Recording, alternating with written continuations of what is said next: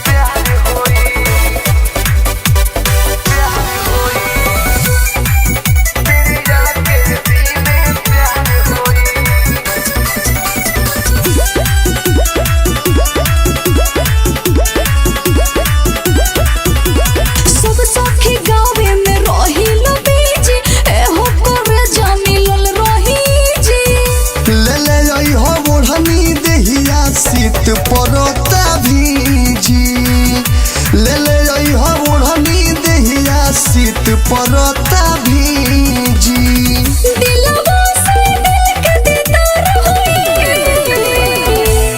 एतवार होई या सोमार होई आ पीढ़ी में आई हो प्यार होई एतवार होई या सोमार होई पीढ़िया के दीने प्यार होई। Presented by Unique Films.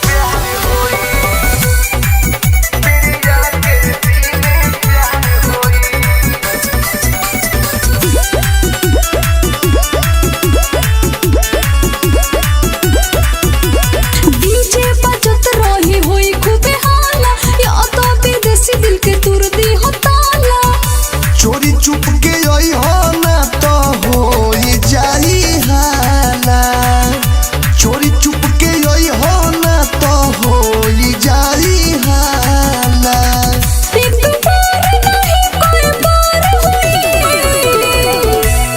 एतवार होई या सोमार होई आ पीढ़ी में आई हो प्यार होई एतवार होई या सोमार होई पीढ़िया के दीने प्यार होई। Balaji recording studio Jadavpur.